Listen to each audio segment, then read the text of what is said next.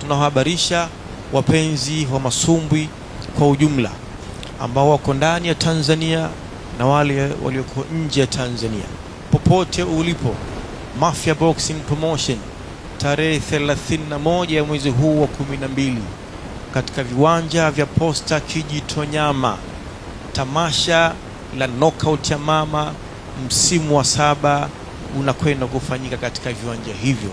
Kwa kila Mtanzania mpenzi wa masumbwi awe na taarifa hii, ajiandae. Ni mtoko wa boxing na Mafia Boxing katika knockout ya mama msimu wa 7. Ndugu zangu, kutakuwa na bouts za kipekee kabisa, bouts ambazo zinakwenda kuchezwa katika usiku huo. Sidhani kama mliwahi kuziona, kwa sababu tumekuja kivingine hivi sasa. Kwa hiyo kila mtu akae tayari kuja kuona kitu gani kinakwenda kutokea katika usiku huo.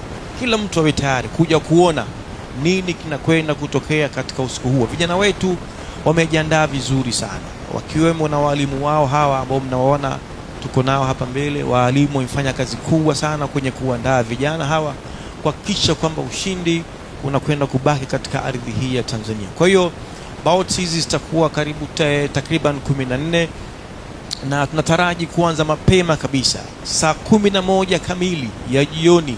Bout ya kwanza inakwenda kuanza. Kwa hiyo Watanzania, wapenzi wa masumbwi kwa ujumla wake, mlio ndani ya Tanzania na nje ya Tanzania, Mafia Boxing Promotion kwa mara nyingine tena inakwenda na msimu huu wa 7 wa knockout ya mama pale katika viwanja vya Posta Kijitonyama.